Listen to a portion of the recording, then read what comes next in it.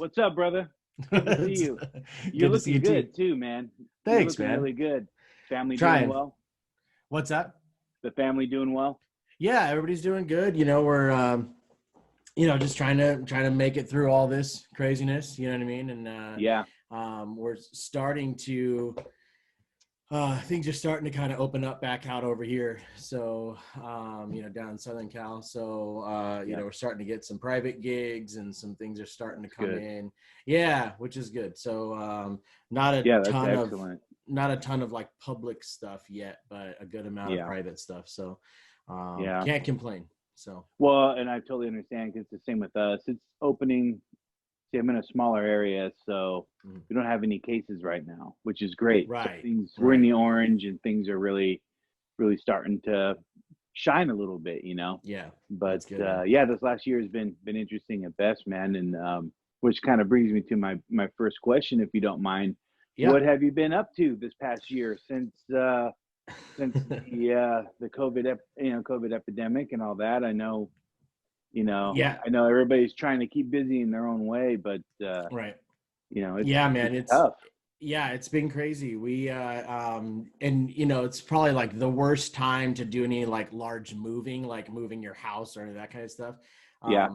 Which of course we did. So so it was like we had my parents moved.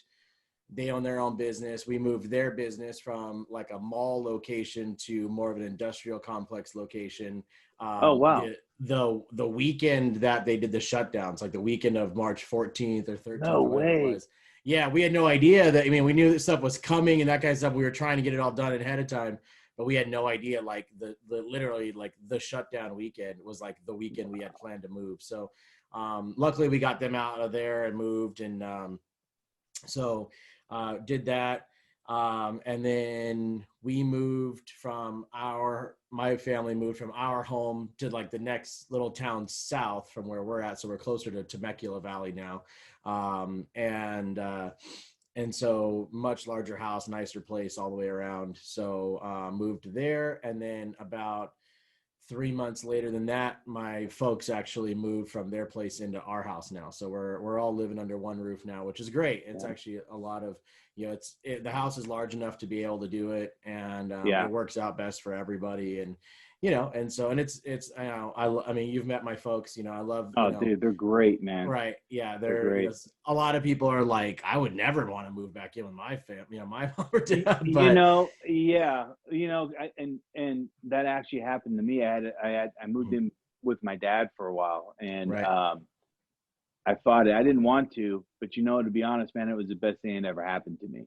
And it sounds Yeah. really stupid, but we really had the time to reconnect and be Right. adults together versus being a Right. kid, and Yeah. actually turned out to be awesome. And a lot of people are doing that. Right. A lot of families are Mm-hmm. splitting they're investing in homes together, Yeah. and I totally get it, man. It's Totally. if you can save a few bucks and make it work with everybody. Absolutely. They have like the grandmother quarters in the back, so Right. Right. either one lives in the back and the other one lives in the front, and they split the Yeah. whole thing. And dude, Yeah. it seems like it's the wave of the future for right now. Right. Yeah. Oh, absolutely. Absolutely. Yeah. I mean, it's nice for us because, with me having my own business, my parents having their own business. So there's not a lot of like, there's a lot of days where like we don't even see each other until dinner time or whatever, what I mean, until the end of the Right. day, or whatever, or it's Right. just like in passing, like, I'm taking off, they're leaving, or whatever, back and forth. But Yeah. no, man, it's great. And, and I definitely, if you have a good relationship with your parents, whatever, it's not a big deal. I understand, I always, Absolutely. there's a few friends I have that, are like, man, I would never move back in with my parents. And I'm like, well, it is kind of Yeah. what it is. And I get it, definitely understand it. I probably had that same vibe when I was like, 19 or 20 or whatever, first, Well, moving sure, man. out, you know what I mean? Like, Yeah. got to get out of the house and all that kind of stuff. But no, man, I love my folks, and, and they're great people. They do, they work hard and everything else. And so, Yeah. and it's just always nice too, to like, if we're leaving, we know that somebody's home. There's not, we're not leaving the house by itself or whatever. You know what Right. I mean? So, Yeah. Peace of mind, man. That's worth everything.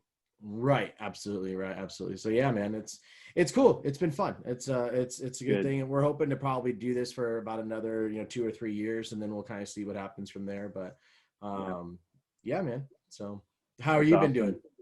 I'm good, man. Everything's good. More importantly, the family's healthy. Everybody's good. And that's everything for me. Everything else is kind of second to everything. So, Absolutely. the fact that the kids are healthy, I'm healthy, Right. I'm blessed. So, Absolutely. but definitely wanted to touch on, first off, for people who are viewing, Keith here is not only the owner, founder, and I would have to say, I guess, CEO of Tsunami Cables, but also a working musician as well, just like the rest of us. And I know right now with everything starting to open up, like you're saying, you're getting little private gigs and stuff. It's nice, man. And the one thing that I don't know if this has happened to you, but as far as with me, now that we're getting back into it, things are opening, dude, like I realize, like, holy smokes, man, I need to work on, I need to start walking more, jogging. I mean, all my energy levels have just like come down because I haven't had that full, experience. So, we get in rehearsals and I start laughing and cramping up, and we all just look at each other like, oh my God, is this really what's happening right now? But I was just curious if that's what's happening with you guys. Yeah, absolutely, man. Well, because I mean, the corporate band that I play in, like most of the time, we're doing like 3 to 4 sets every gig of like anywhere from like a 45-minute to an hour set, right? So we're playing roughly about almost 4 hours worth, 3.5, 4 hours worth of music, and dude, that's a lot, man. It is, man. It's a lot. And yeah, whenever you're out of it, I mean, you don't do it for an entire year, I mean, we did 3 total shows for the year, for last year total. Yeah. And, and like we've done 2 so far this year, and we've got one coming up this weekend and another the following weekend. You know what I mean? So like we've already done, just in the month of April, as many shows as we did all of last year. Man, that's fantastic, though. Right. Yeah, it's great. Oh yeah, it's awesome, man. Correct me if I'm wrong, but this is with the J-Man Trio? Yep. Yeah. So J-Man Trio, which is kind of a fun, interesting trio because, and I always laugh because a lot of people think it's odd, but we actually don't have a bass player. And it's kind of funny because like typically people think of a trio, as like, bass, drums, and, guitar or keyboard or whatever. Right. Absolutely. Yeah. And so, and the way that whole thing kind of panned out was the first gig I did with Jason, man, we actually were supposed to have a bass player, and the guy no-showed to the gig.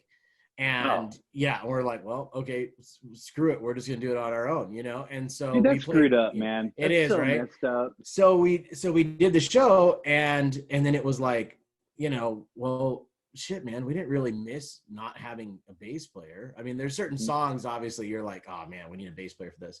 But, we're doing like kind of the, cocktail lounge type, playing like trio stuff. You know what I mean? So we're playing like, the Beatles, the Eagles, Fleetwood Mac. I mean, we're doing like a lot of stuff, but it's all like acoustic guitar, a little bit of electric guitar, light drums, singing. It's all just background music. You know what I mean? Right. We play a lot of casino. So what's the setup? Is it bass? So it's drum? It's me on drums. Jason plays acoustic guitar and sings lead. And then we have an electric guitar player who sings lead on some stuff, mostly backup vocals, and then plays all the electric leads.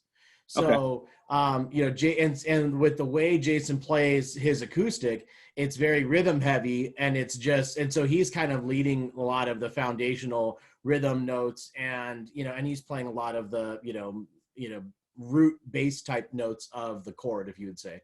So, yeah, right. So you don't really miss it. Actually works. It totally works. And it's funny because I've had a lot of, I've had a handful of the Tsunami artists and friends of mine and stuff like that have come and see us play. And I always give them that caveat ahead of time. I'm like, all right, don't get mad at me. We don't have a bass player, So, and then I always get the like, with their flame, on fire, right? And they're like, like, what do you mean you don't have a bass player? Why don't you have a bass player? And I'm like, man, I'm like, well, okay, so if we got 3 guys, if we were bringing a 4th guy, now we're all taking a pay cut so the 4th guy can make some money, and Dude, I hate totally. to say it that way, but that's the way it is, man. And and if Yep. nobody's, nobody in the audience has ever come up and said, hey, you guys would sound a lot better if you had a bass player. That's never happened. We've never had a venue or a club owner or, a winery owner or whatever say, hey, we'd love to hire you back, but, you need to get a bass player for the next time. That's never happened. Right. So, it works, man, and it's awesome. One of the things that we love is, and I kind of contribute a lot of this too, to like my musical upbringing, but like, we're at the point with that band where it's like, we don't even rehearse, you know what I mean? Yeah. It's like, and it's like, we have an iPad, we both have, all 3 of us have iPads. I very rarely use it, but all 3 of us have iPads, and it's like, I think there's like, I don't know, almost 300 plus songs in there that are all charted out. And it's like, and so, Jason will just be like, all right, we're playing, Wagon Wheel or whatever, right? And then, he pulls it up, and then we're, boom, we're rocking and rolling, we're going for it. And then it's nice because we get requests and people will, hey, can you play this song? And, we'll see if we have it, we'll play it. If we don't, we'll try to play something close to it, or whatever.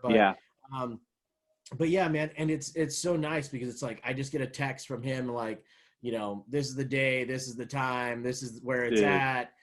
This is how much you're going to get paid, yes or no, and I check my calendar and I'm like, yes, so that's so awesome, man. Yeah. Well, just reflecting back to what you were saying about not having a bass player, and how you said, the acoustic can fill in for a lot of that bass stuff. I instantly go to the Big Bopper with Chantilly Lace, where literally the guitar player is playing the bass line.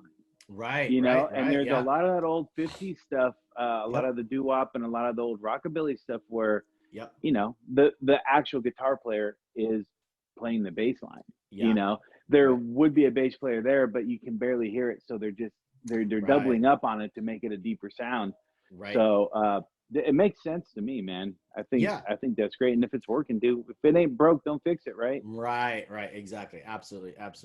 So And and that's really kind of, that's, for us, it's like ease of use, how easy it is, and I think honestly, like in the band, I think we've done like a total of maybe 3 or 4 rehearsals in total, like one of which was like my audition, whatever, for the band. And then, you know what I mean? And which was hilarious. It was like, that was like the funny, I'll we've got the time, so I'll tell this little short story. But it was like the funniest audition because it was with Jason and then a different guitar player than the guy we have now. And we go to a rehearsal room down in San Diego or whatever, and I get there a little early and I set up. And Jason was an artist of Tsunami Cables, so that's how I kind of met him. And he had done a post. He had done a post on Facebook and just said, hey, I'm looking for a drummer for my band. The guy that we have had to move away or whatever. And so I just reached out and said, hey man, I'm looking to play more. What do you got going on? He's like, well, let's get together and let's try it out.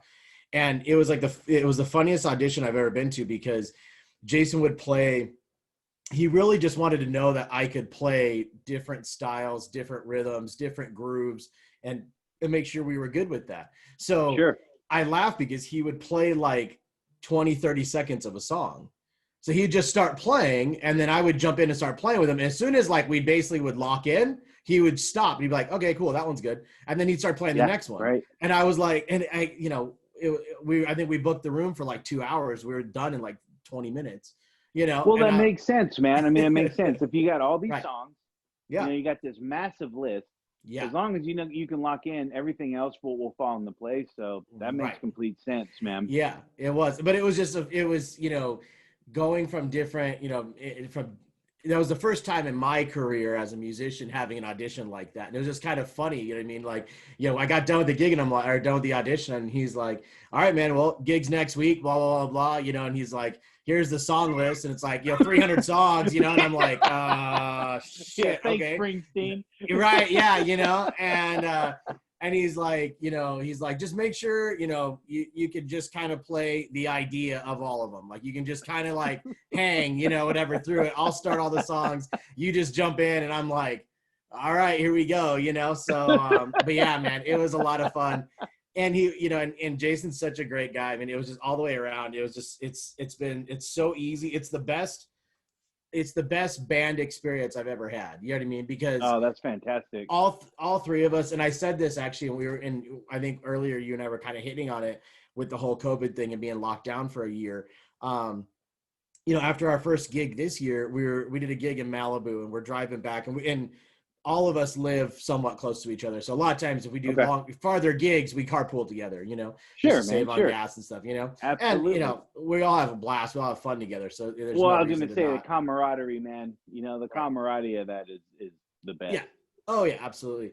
So we're driving back and I told the guys, I was like, man, I didn't realize how much I miss playing until we didn't have it, until it was gone for the entire year. And I'm like, it was just so nice just to, to play and to be out. And I was telling my wife this too. And I'm like, man, like it was so awesome just to be back at it, be out there at a gig, playing, got my boys, we're having a good time. We're having fun and cutting up and doing jokes and stuff. And, and it's funny because for us, like we, a lot of the gigs that we end up doing being background type music, a lot of people aren't even paying attention to us. You know what I mean? Like they're there to, drink and have fun and talk and do their thing. And we're just kind of in the background, which is fine. But I totally understand that. Yeah. Right. Yeah. Which I think is a lot of, it's a non-glamorous side of being a musician, but it's what pays the bills a lot a times, man. Dude, absolutely. And I don't think it's talked about enough. I don't think it's talked about enough, agree. I and agree. I helped book a jazz band here in my area, and so I do a lot of booking for them, and that's a lot of what they do is they're just the background, but they can also be up front as well. So just like you guys, but they get more gigs that way. Yeah. They make more money. Like, all right, we're just gonna put you in the corner and do your thing, and they have a ball and they do it and it works out. So and I think what's cool about that is it's a different mentality than being like, like I did the whole, like original rock band trying to make it and all that junk, right? Sure. And it's like when you're doing that, like all of it, there's so much show involved to the audience. Like you're trying to make such a show for them because because you're pushing merch, you're pushing CDs, you're trying to get whatever, right? Absolutely. Where this is such like I'm playing for them too. They're playing for me and the other guy. You know what I mean? Like we're only playing for each other. We could care less. I mean, yes, we don't want to mess things up. We don't want to sound bad, but it's like you know what I mean? Like if no one else pays attention to us the whole night, we're perfectly fine with that because we're playing for each other.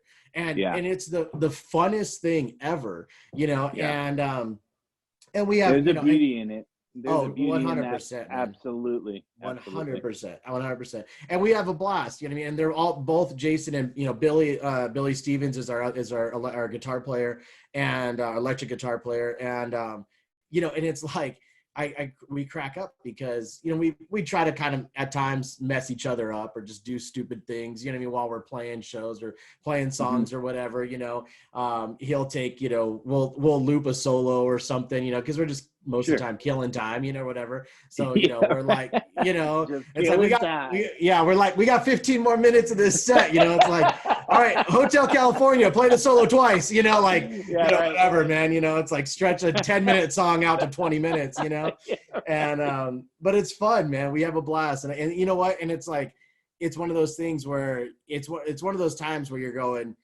this is why I work so hard in the practice room. This is why I work so hard to play and all these years of training and practice. And to be able to get paid for a gig that I'm just having a blast on, I'm having so much fun on. And, and you go look at it going, I can't believe I'm getting paid to do this, but it's rad. Oh yeah. And I'll take it. Absolutely. So absolutely.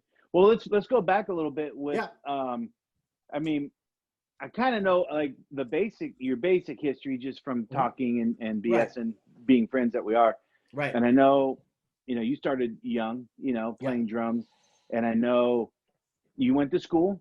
Yeah. You went to music school, and I know that you did a lot of marching band, I believe, in high school, as well as rock band and everything else. Yeah.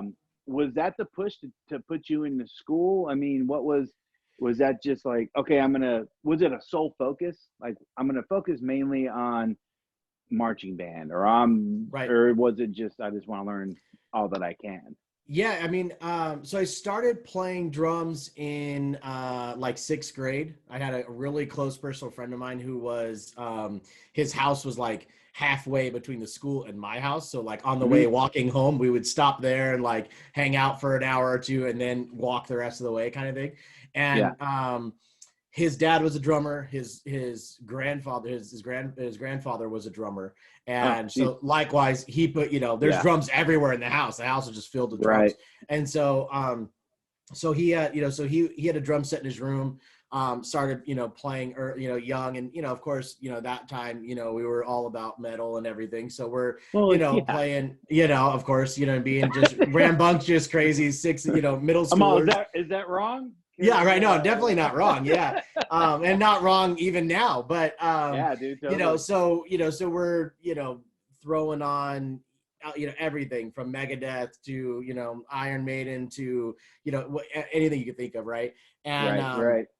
and we're just butchering them, trying to play along to these, songs that we had no ability to play along to, but we're trying, and just blasting away and hitting everything. Maybe if I just hit it harder, it'll work, kind of thing, stupid, Right? and Yeah.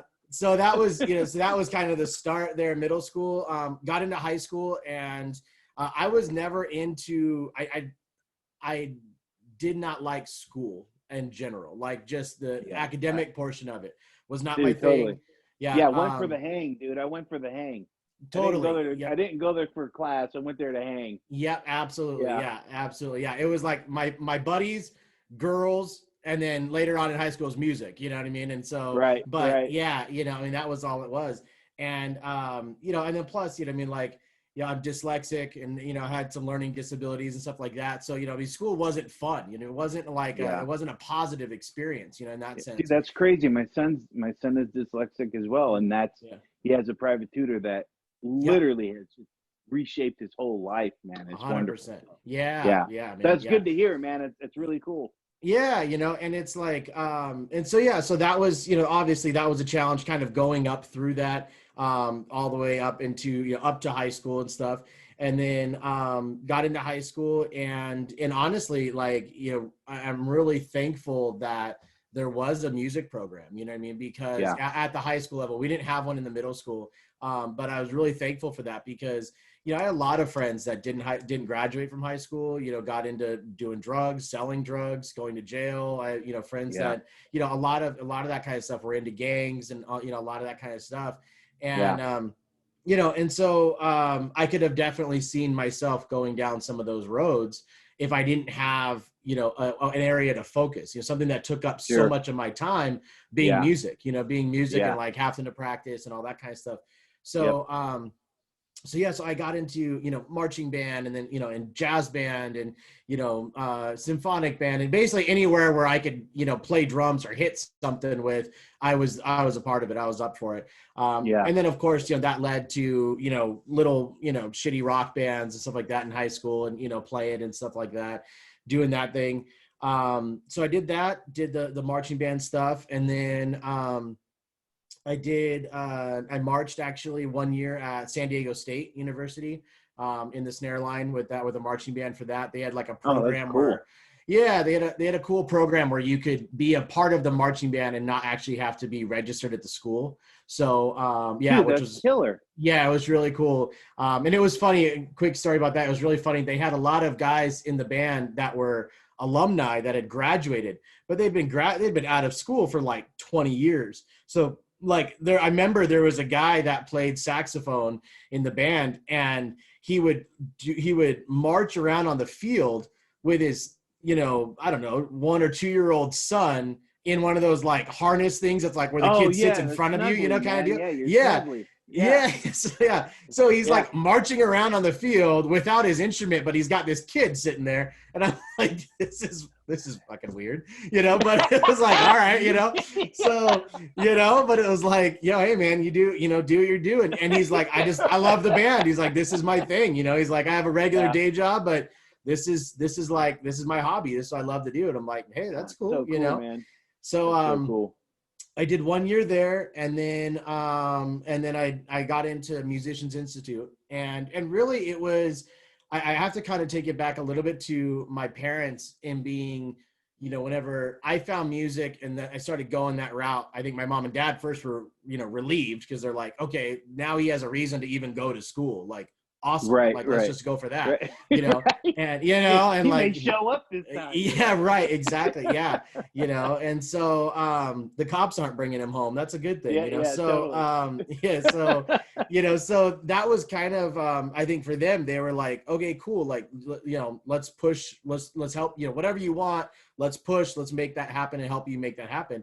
And Yeah. I always remember in high school, I remember my dad telling me like, look, you know, you can be a musician, you can do this stuff. He's like, but just find a way at making money at it. Like, find a way to make a living at it. And he was just like, you know, he goes, don't count on, there's nothing wrong with being the rock star, but don't count on that happening. Cause that's, you know, Right. I think he, you know, my dad was a musician.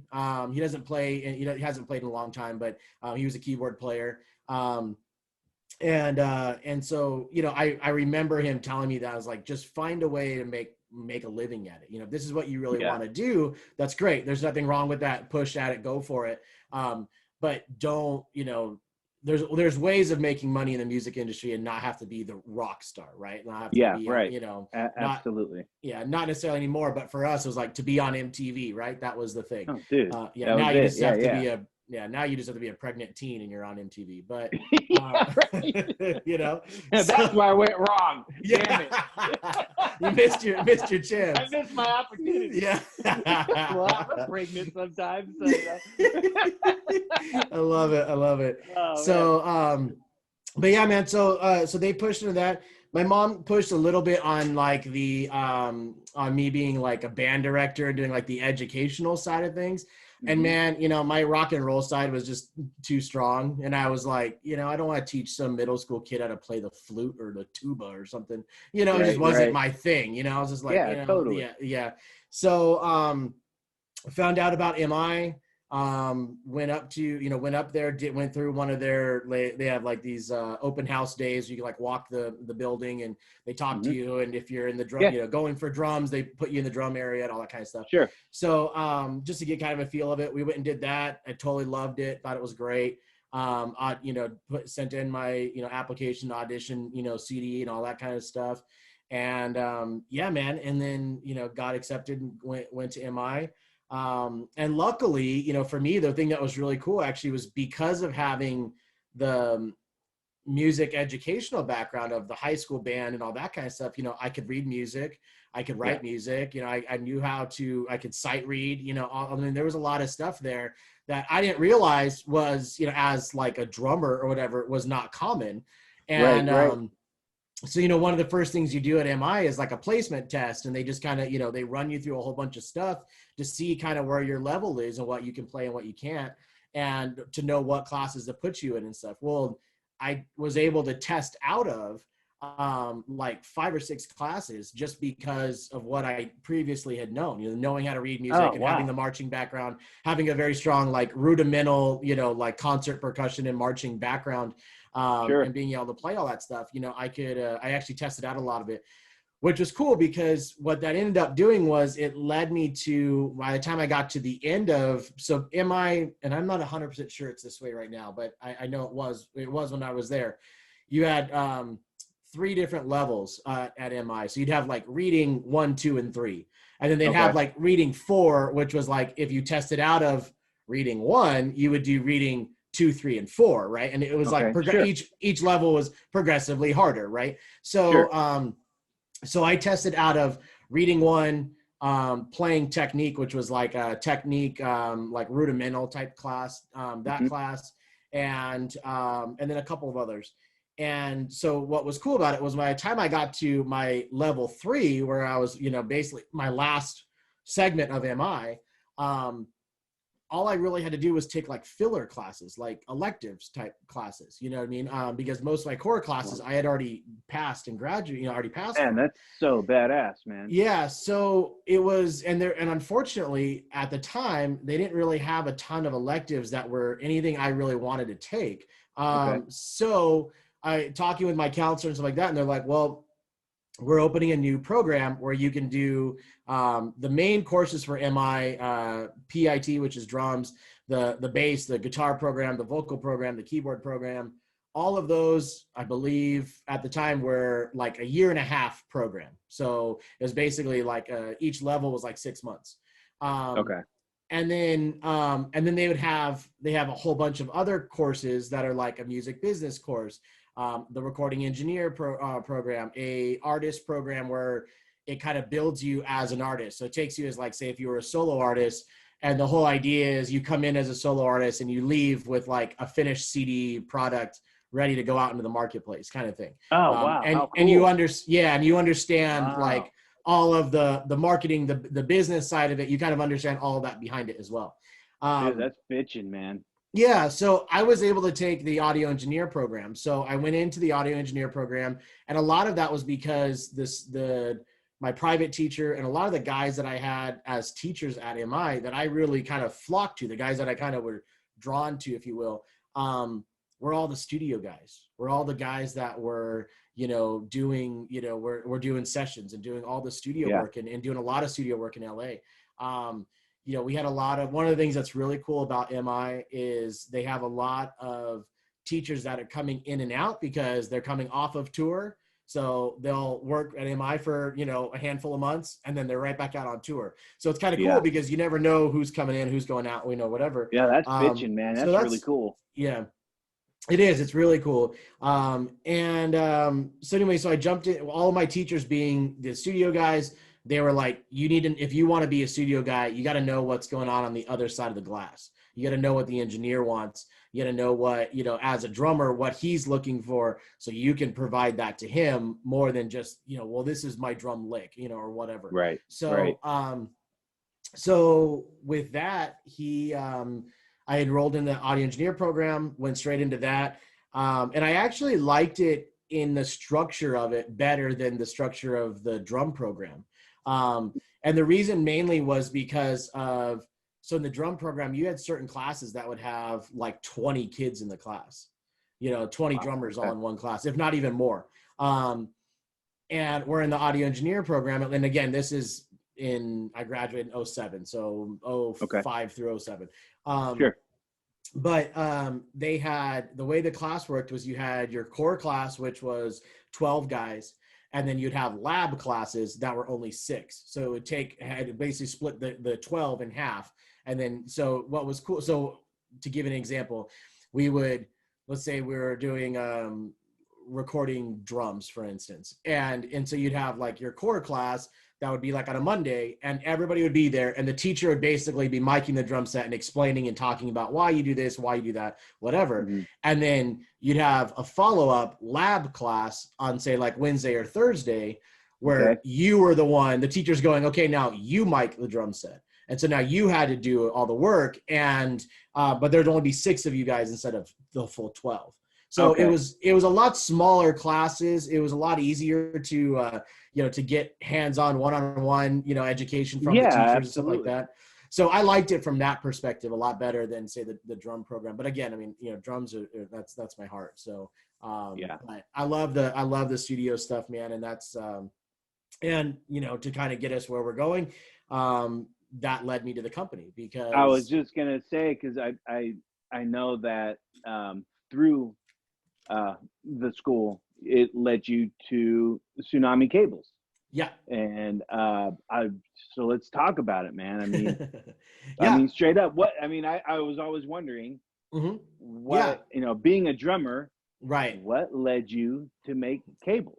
Yeah. So at MI, there's a fairly basic electronic class, and it's just to understand basics of electronics and components, and what a resistor does and what a capacitor does, and why do we do this, why do we do that, why those kind of things, and in that class we had to make, because one of the things, let me take a step back real quick. One of the things that I love about MI on both sides, the audio engineer and the drummer side, is they really train you for going out in the world to be a real, to get a job and to be out there. I mean, their whole focus is, we want you to leave from school here and go right into the workforce and start gigging, playing, recording, whatever your job is, to be able to do that.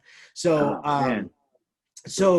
yeah. And so one of the, being on the electrical side of things, they're like, look, as an intern, which all of you, if you go into a studio, that's what you're going to be to start with, is an intern.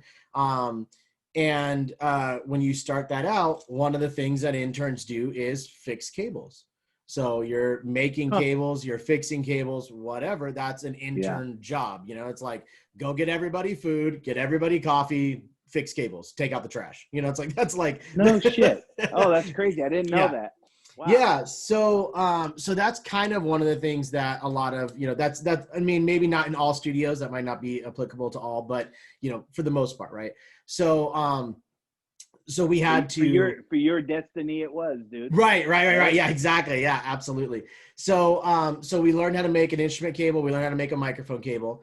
And then, and the test for the cable portion was, does it work? Plug it in, make sure it tests right, and then plug it in, it works. Okay, great. And so, our teacher was an interesting older gentleman, and, kind of a crusty old, audio engineer guy. But it was, he was great. He was a lot of fun. And so, I've got some non-PG stories I'll tell you later, but, he, one of his comments was, okay, all of you guys know how to make cables now. He's like, so MI, for those of you guys who don't know about Musicians Institute, it's right on Hollywood Boulevard, and it's almost a city block, and it's a 3-story building. So, and they have now they've branched out and they have other little sites and stuff like that around the main building, but the main building is a 3-story building. And, so anyway, so his thing was like, look, you guys all know how to build cables now. You've got this big ass building that's 3 stories that has nothing but musicians that need cables.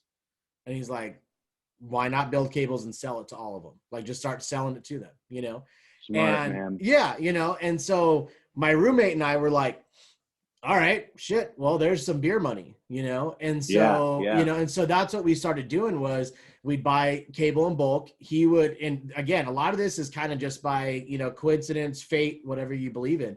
But he would make all of his cables red, and I would make all my cables blue.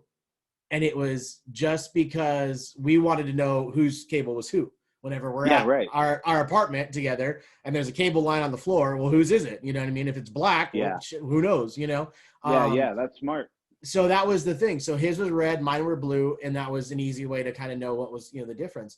And so we started selling them. We didn't sell a ton, obviously, but we sold a handful at school. And then it was all just beer money. It was just like, all right, well, hey man, I made $20 by, selling a cable today. Let's go buy a 6-pack, or whatever. So, so that's what that was. And then, I graduated from MI, went back to San Diego, where, born and raised. And I started kind of my own little home jam studio that you could, come in and record.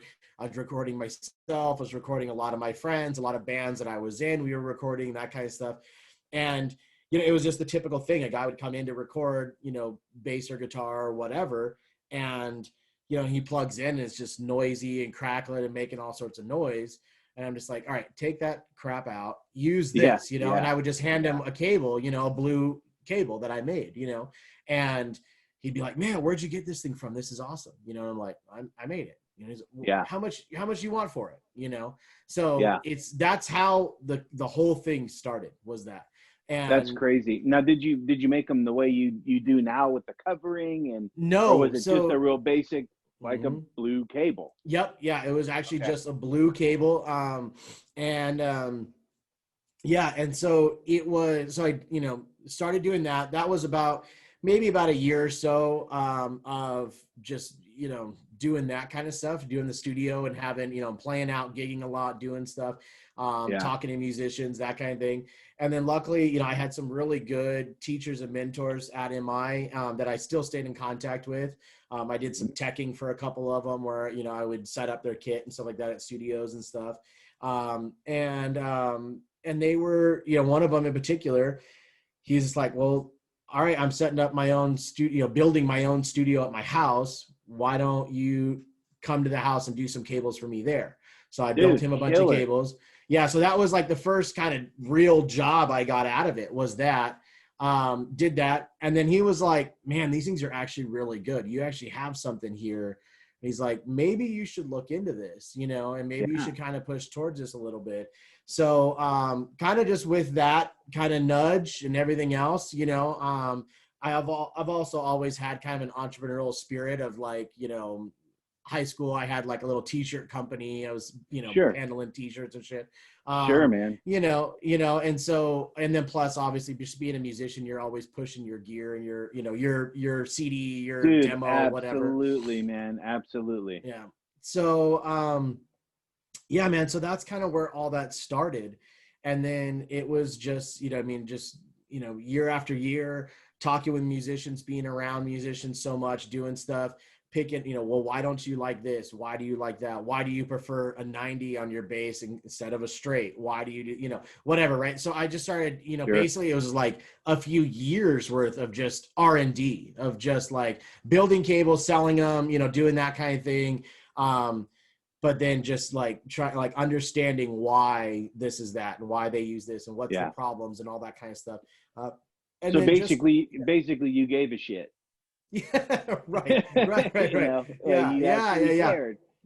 exactly. and wanted to know what the artist wanted. I think that's the thing, and that's why I love you and your company so much, is you care. Like you generally care, and when you put something together, when I get something from you, I know it's just beautifully crafted because you care and you have that pride, and and so so it's just fantastic. So I didn't mean to cut you off. No, you're good, man. You're good. Yeah, and also real quick on that kind of note, it's like for me, I would rather, and I've had to talk to some customers about this too, but it's like I'd rather the cable be a day late and be right. Dude, absolutely. Then be, a day early or on time or whatever. And then it, something happens, something goes wrong, or it's not exactly what you wanted or whatever. Yeah. So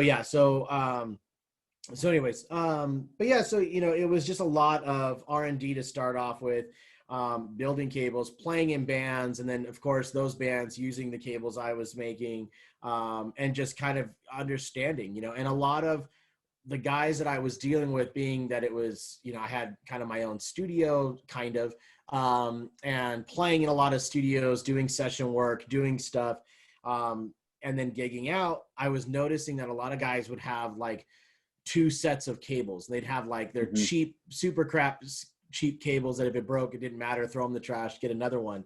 And then they'd have like their super, super expensive cable. And that was like just for the studio. So it was like the cheap stuff was like for live, if a beer gets spilt on it or an amp gets rolled over, breaks, whatever, no big deal. But then like they'd have like, like this crazy, Pandora's box and, with like gold light and shit. And, like open it up and like, here comes this cable. Right. Exactly. And then this cable pops out, and that would be what they'd use for the studio. And I just thought it was kind of a dumb idea. I just thought it was so stupid. I'm like, why would you, because really it's like, okay, yeah, I get that you don't want to damage or ruin the really good one, but you're also sacrificing tone and what you're getting out of the good one. You know what I mean? Like what you're getting out of that good one, now you're sacrificing it live. Now, okay, I understand, it's being ran through a PA system. Maybe it's a good or a bad PA system. Maybe, the sound guy doesn't know what he's doing. So your sound sounds like crap. But still, right. Yeah. But you can only polish a turd so much. You know what I mean? That's right, man. If you're sending the sound guy, if you're sending the sound guy a turd, well, guess what? That's what you're going to get out of the speakers. You're not going to get much better than that. So, so that was kind of my initial like aha kind of thought moment, was like, okay, let's take a cable that would be studio quality designed for the studio, but then let's beef it up so it can go handle the road and go handle all these problems that guys are having with, you know, unplugging and plugging in, you know, a ton of times, and, you know, and moving gear and, you know, whatever, all the problems that happen with road work, you know, road work, right? Dude, your cables are solid, man. They're solid. You know, they're incredible. They're incredible. Well, thanks, buddy. Yeah, Appreciate yeah. That. So that was really it. And then it was just a matter of like, okay, you know, we did microphone cables and instrument cables, and then that led us to speaker cables, and then that led us to patch cables for pedal boards, and that led us to, you know, power cables, and now we're going to be doing MIDI cables. Like, so it's like, you know what I mean? It's just like this natural kind of progression. And, you know, and a lot of it, again, you know what I mean? It's like, I can't, I always say this, but it's like, I can't ever express enough to the Tsunami family how much you guys have helped me and helped the company. Because it's that information. You know what I mean? It's that whenever you know, I put something out there and you guys use it and go, hey man, that's great. But if it did this, it would be amazing, you know, or whatever. Right. And it's like, and a lot of those things are just like, well, that's okay. That's easy. That's not a big deal. We can do that, you know? Yeah.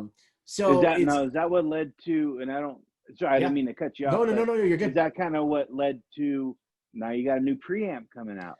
Yeah. And so is that because of the artist inquiry and all that? So the preamp, so the way that kind of came about, and talking about the artists and the Tsunami family kind of helping with that, I would say that once I started coming out with the idea and the concept of doing a preamp, a lot of the extra features were due to the Tsunami family. The initial concept was kind of my own and just kind of me looking at the marketplace, seeing what's not available, and then finding something for that niche, right? So, and that's, if, you know, I've been thinking about this, you know, because, you know, I knew we were having our conversation. I've had a couple other different conversations, interviews over the last few weeks. And, you know, if I was asked like what I thought was like maybe, which is kind of an arrogant thing to think about, but anyways, what my, you know, strong place in the market is, like what I bring to, you know, say the music industry or the market. That's not arrogant, man. That's just planning. Right. That's just smart business, bud. Yeah. So for me, it's like, I really think it's fixing needs that are not being met, you know what I mean? Or fixing problems. Like, that's how I look at it. I look at certain things and I see certain problems, right? So and this will lead to the preamp, but it's like, okay, so bass players back in the day, the problem was, you know, the go-to bass cab was like, you know, an Ampeg SVT, which like the head was like 80 pounds, you know, or whatever. I had one. They were insane, man. Right. Yeah.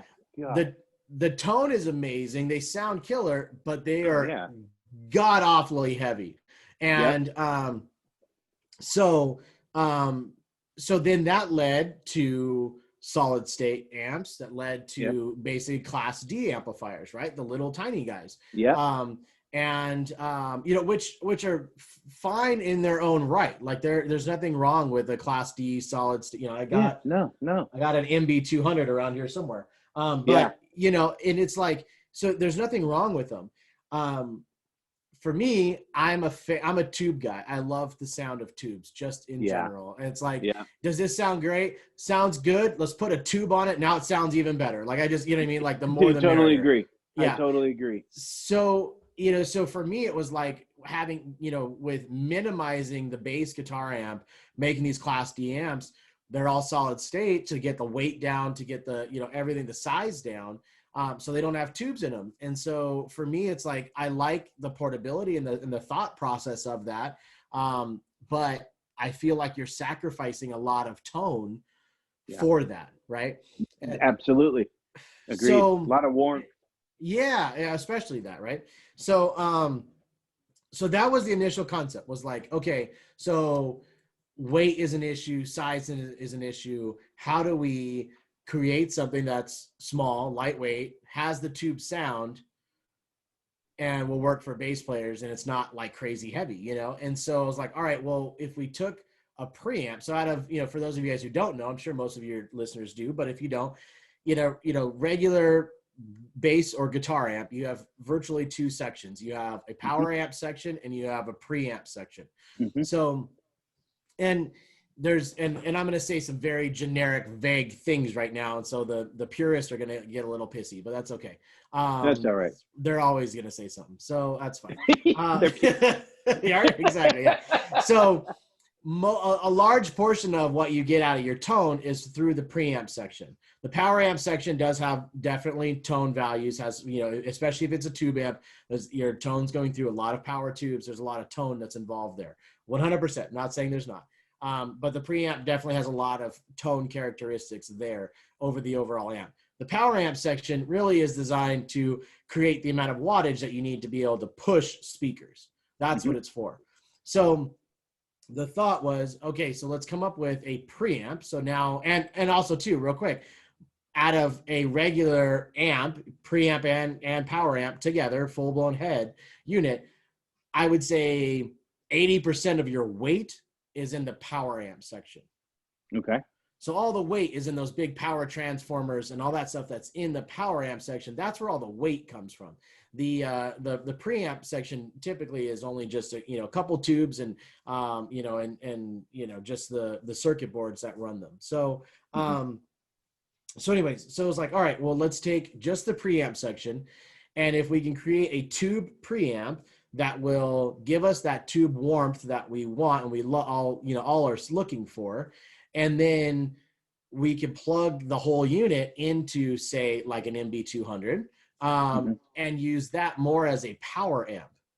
So now I'm using the regular little Class D amp to just push the speakers. So gotcha. I'm getting all my tone from the preamp, and then we're plugging it into the MB200 using that in this case. And real quick, as a disclaimer, there's nothing wrong with an MB200. I love the GK stuff. You know what I mean? I know you've got it behind you. And I've worked with those guys, Forrest, and all those guys are great guys. Nothing wrong with an MB200. No. I'm following you. I do totally get it. So that was literally the concept. So that was the idea. And then, so it was like, okay, well, so that's one tube preamp. Okay. Well, what if we had two tube preamps? What if we had two that you could, dial each one slightly different or whatever? And then it was like, okay, well, what if we could blend those two tubes together, right? So that was like in the next concept. And then I'll kind of explain how this all loops together, which is kind of crazy. So I have, there's a company called Ignator amps. And they've made amps for a decent amount of time. Great stuff. And they came out with an amp that's called a head that's called the Rebel 20. It's a little 20 watt guitar amp. Now these are all tube guitar amps. Sure. Yeah. And on the Rebel 20, which I actually have it sitting right here next to me. It has for their preamp tube, it has a tube mix knob. So for the preamp tube, it actually has two tubes. It has a 6V6 and an EL84. And you can actually blend between, you can basically have all of one, all of the other, or you can put it like at 12 o'clock and it's basically like 50% of both tubes. Sure. So I had this amp in my studio for all the recording stuff, and I loved it because you could get bluesy tones on guitar going all one side. You could get harsher, more metal tones on the other side.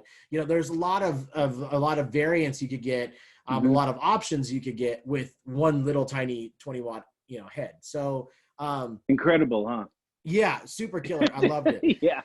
So then I was like, okay, well, if I can blend those two tubes, then why can't I just blend the two preamp channels together? Yeah, right. You know, so that was kind of, the initial first concept of that. And let me move real quick and I'll show you. I'll bring in the beast.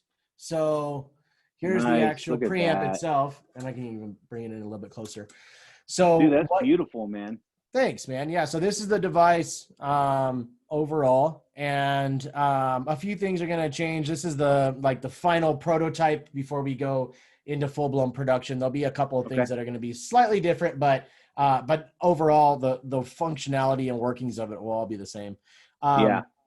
So what you have here is you have two channels. So there's the top one and the bottom one. Now, we took inspiration from the Ampeg B15, which is like the flip top, old school, you know, B15. Dude, old school. Everybody loves, everybody wants, everybody, you know, sought after tone, the tone of Motown, you know, the tone of all the early rock stuff that we all love. You know, and so what you have basically is, just noticing it's kind of dirty, sorry. That's all right. I'm like, yeah, that's, dare you? it's been used. That's the thing. We've been using it like crazy. That's so, good, man. Yeah, right. Good. Yeah. So the top channel is from Ampeg B15 from the early 60s. So that was the inspiration for the top channel. The second channel is from the early 70s. The big difference is the tube. So this is a 6SL7 tube, which is from the 60s. And then this is a 12AX7, which is the bottom one. That's from the 70s. So, dude, you have a perfect blend, man. You can do either or. Right. Yeah. And so that's what's really cool about this. And it's all with the flick of literally one knob. So if you don't want, so like right now, let's say the way it's set, you don't have any of the 70s. The 70s is completely turned off. Right. And then the 60s is turned up. So that's what you have from the 60s. If you want, you know, the opposite, well, then you would just turn down the 60s all the way. Right. And then you have the 70s up. Dude. Super simple. And then if you want, you know, you can blend them both together. And now you have your signal going through both. The way the signal path is it's actually being ran in parallel. So it's not running into one, into the other. It's actually your signals basically being split, ran through them, and then summed together afterwards.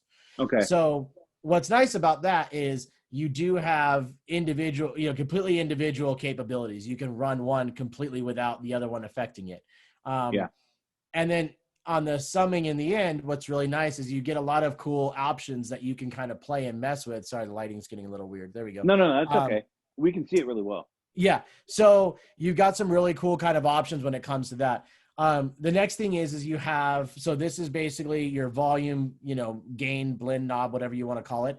And then you have our EQ section. So the EQ section here, both are the same top to bottom. You have a treble and bass knob to be able to either roll off treble or, you know, boost treble, right? Which are both very wide Qs. So like in the EQ spectrum, they're a very large umbrella Q that brings up the highs or the lows. Again, this is all kind of inspired. I wouldn't say taken because it's not an exact copy of the Ampegs, but it's inspired by the Ampegs, right? So and then Ampeg came out with in the early to, and again, the purists are going to hit me on this, but I want to say it was like the early 70s, where they had what was called the ultra switches. So it was ultra high, ultra low. Oh yeah, right. And so that's basically what these switches are here. So these high and low switches. Now, what's interesting is that what they actually do when it comes to your actual EQ is, if in the way that Ampeg kind of promoted it and used it was like ultra low was boosting your lows, ultra high was boosting your highs. Well, what it actually did was it only really affected your highs. The ultra low actually took out the highs. Took out the highs, yeah, right. So that's basically what it did. It just lowered the highs, the mids and highs, and that tricked your ear into thinking that you're boosting the lows. Right. But it's actually not boosting necessarily any of the lows. It's just taking out the highs. It's taking those highs out, yeah. Yeah, so that's basically what these switches are. And again, it's cool because you can get a lot of really cool tone options with being able to adjust the actual frequency or not the frequency, I'm sorry, but actually changing, the EQs. You can boost, one on the other, you can change down, another, whatever, right? If you dive these both at 12, right? There's a lot of options. So there's a lot of cool things that you can do with it. To get a lot of different tone options out of this little box. Well, I'll tell you what, man, just looking at it, I mean, it's so user-friendly. Yeah. And I think people are going to appreciate that more than anything else. Because the one thing I really hate is when I grab something and I get something new. Yeah. And it takes me, I'm trying to figure, what the hell am I, and you have all these directions and, dude, my reading isn't the best. So I'm not going to sit and read all this stuff to try to figure it out, Right. Yeah, exactly. But it's right there in front of you. That's it.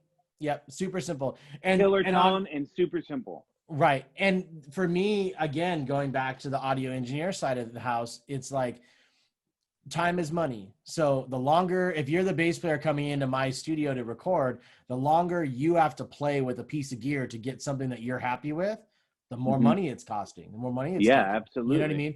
And so my job is to get you happy with the tone that you've got. You're happy with it. Cool. Let's start tracking, you know? Yeah. And so honestly, out of, you know, right now, I think we're pushing like 20 different people we've done videos with, trying it out and playing through it. I've been watching them, man, and Yeah. dude, it's sick.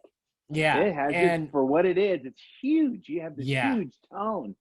And and honestly, out of all of them, everybody has been able to get something that they're extremely happy with, that they would record, you know, they would print and record in less than 5 minutes. Yeah. You know, just it's all right in. there. Yeah. And like they just plug it in. User friendly. Yeah, exactly. Really simple. So, and then what's cool about it is then, and this kind of, again, comes through with a lot of the Tsunami family stuff, is like guys going, well, you know, man, if it had a dedicated headphone amp, that would be rad, because I could treat it as like a practice amp. Yeah, like, right. Totally. You know, I'm like, oh, okay, cool. That's easy enough. So you have your headphone output right here, stereo headphone output with a volume knob right there for your headphones. So you can plug this thing in, plug your headphones in, and now you've got, you know, super killer tone to practice with, right? Yeah. You've got, this is your input, your bass input. And then this one, it says bypass on it. It won't say that in the final version, but this is actually like a throughput. So this is actually your instrument level output. So you can run out of this and go directly into the input of, say, an MB200 or an amp. Yeah. Or you can run it directly into pedals. You know, you can run it into your pedal board, you know. And then you have a master level for just that output. So just that output, if you need more gain going into your pedals, going into an amp, you can turn the gain up or down, one, you know, however it fits. So I could just plug that straight just to record with. Like I can 100%. Just run right through the board. Boom. So you have, this is our power. So that's your power plug, power switch. This is your XLR balanced out, so you can just run like a DI. Dude, you can plug that out right to your interface. You're good to go. Yeah. You have a ground lift if you need it, if you got some funky power, and then if it has a 20 dB pad. So if the signal's coming out is too hot, like if you're gonna run, say, into another preamp, you know, you can switch this down so the power that's coming out of this isn't super hot. Okay. And then you have a line level output. So if you wanted to run like, you know, back in the 80s or whatever, when they would run like Crown power amps, you know what I mean? Yeah, live, right. You know, so you could run that directly. I'm glad you said that. I'm glad you said that, because that was the first thing that came to my head. Right. Yeah.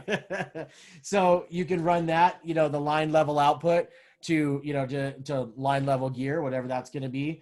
And then what's cool about this, and this is again another functionality from a Tsunami artist, is this is a jack for a foot switch. So you can actually plug a 1/4-inch cable into this, plug it into a foot switch, and then now the whole unit becomes true bypassable through this, through the output here. Dude. So it bypasses the whole preamp, and you can still send to, you know, your amp, your pedals, whatever you want, and you can bypass the entire preamp. So now you're treating the preamp almost like a pedal. Yeah, definitely. If you decide to not go the pedal route, there's actually a switch right here that you can just click on and off, and that bypasses that front output as well. Oh, okay. Okay. It doesn't, what's kind of a cool feature is that bypass doesn't bypass the outputs out the back. So your line level and your XLR balanced output, it doesn't affect those two. So, sweet. So it's going to be level all the way around. Yep. And what's really cool about it, and so I've had people ask, like, well, why would you want to do one and not the other? Well, this is, for me, I'm looking at it also from the engineer perspective, and I'm looking at it from a side idea of one, performance, and how many tracks can I get and how many times can I capture that in the studio, right? So if I'm in the studio and I have you performing as my bass player, and we're running your bass into this, out of this to your pedal board and to your amp, right? So we can now go XLR out the back of this. There's one track. Well, if I bypass, if you don't like, let's say you don't like the sound of, you like the sound of this, but you don't like the sound of this going into your pedals. Okay. So we bypass the front. Now that's going to your pedals. So now your bass is going through this, but directly out to your pedals, right? Okay. Let's say you have a DI in your pedal board. So now we go XLR out the DI.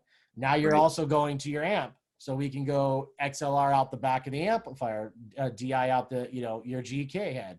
Yeah, and right, then you right. and then you can mic the cabinet. So theoretically, you could have one bass performance and you could have 4 different takes, 4 different tracks. Dude, that's guitar. So sick, man.